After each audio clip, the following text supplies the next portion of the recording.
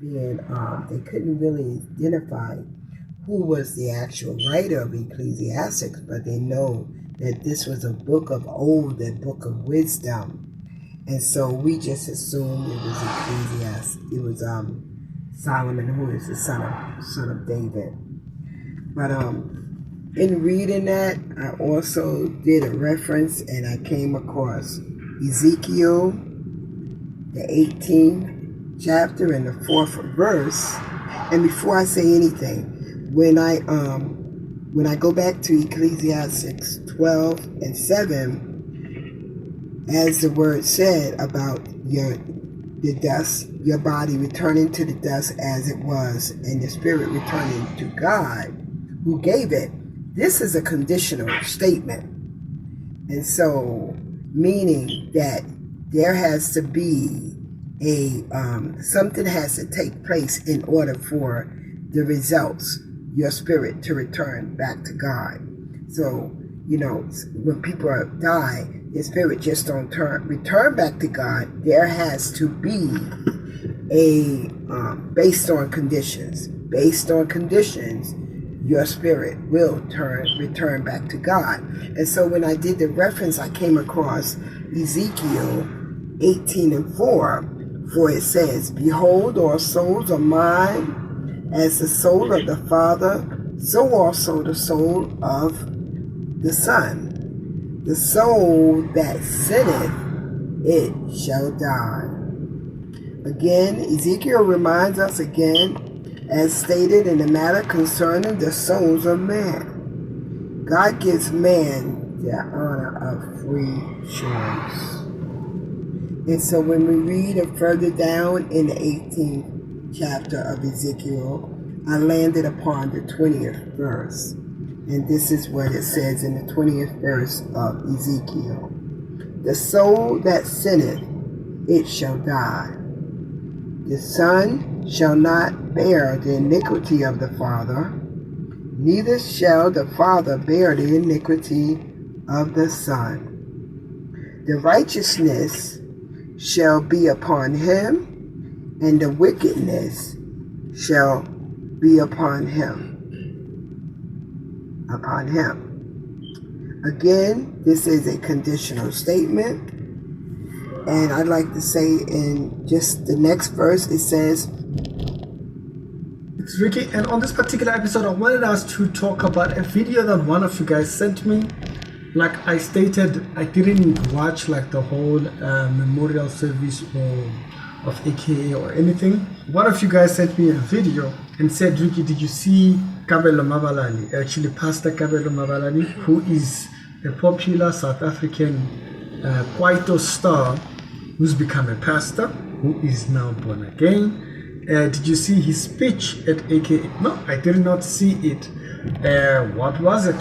He sent me a link and I got to watch it. And I'm going to play you parts of it, and then I'll come back here with my commentary around what you're hearing. And I will also reference the other 2-3 videos that I made before in relation to what he said here. And it kind of comes together. It's as if I had known what he was going to say. Okay, so I'm going to play it and then I'll be back. And so that was just a short part of what he had said. Now, in the first video that I spoke about a couple of points that I want to kind of go back to. First, I mentioned that God always has someone next to each and every single one of us. God has put us within a time when he knows we are best suited to receive salvation. Always, there's always someone. If you are not going to, there's someone else that God has set on that person's path. That doesn't mean don't tell them the message of the gospel, but there's always someone next to these people, or next to all these individuals, to give them the message of salvation. Okay, it's their responsibility to convey the full message as it is. Okay, to portray God as graceful as he is. It's that person's responsibility.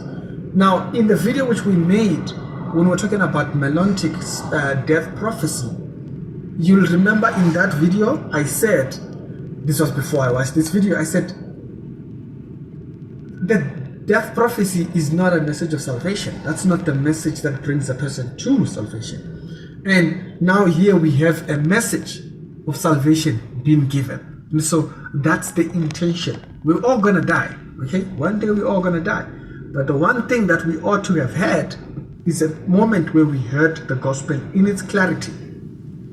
He speaks about AKA wanting to sort out his life, like fixing and change his life and whatnot and stuff like that. And he says, I had to tell him straight the way it is. You know, God changes your life once you've received salvation. This idea that you're gonna pull the cart before the horse, after the horse, it just doesn't work. I don't know how. Yeah, English sometimes can be very confusing. Like putting the cart in the horse, it becomes a problem. It's that salvation is what leads people to good works. But getting people, trying to change people before they think it, that's not the message. And so he explains that this is the thing that he hammered down. And he even does the same thing, even at this funeral. He tells them, if you think that good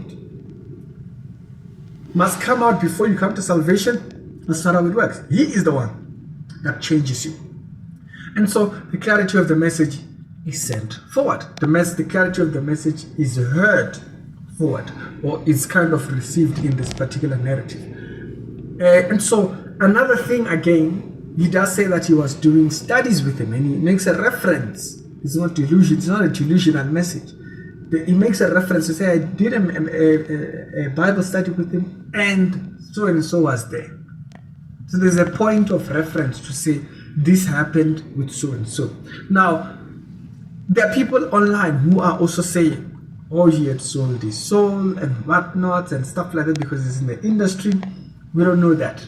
Now, I've stated this in previous videos that not everybody is in that Illuminati thing. And I explained why. You can go back and watch that videos about that, where I explained the industry is so infested with controversy that some of them, they do these things for publicity.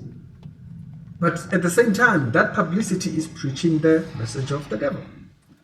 And so in this particular light of what we are hearing now is that he had come to salvation. That's what Camelo says. Now again, someone might also have a question about the prayer that he goes to do, right? This might be a seed. This might be a seed that actually leads to someone coming to salvation. But at the end of the day, the message has been heard, or they have gotten a glimpse of the message, and so they know what to look for. Now they have the standard of what salvation requirements are. It's that it's a free gift. Y'all tell me what you think about this one. I thought it was a very interesting one. Sometimes you only have one chance with people. You grasp it and you take it. Someone might be planted. You might plant a seed in someone's heart for that person to come to salvation. That's our goal. Getting people to the cross. The gospel is that powerful. Once you've got them to the cross, the Holy Spirit will do the rest. Y'all tell me what you think about that one. And when you do get a chance, don't forget to send them the greatest message that will save their life. Ricky? Yeah.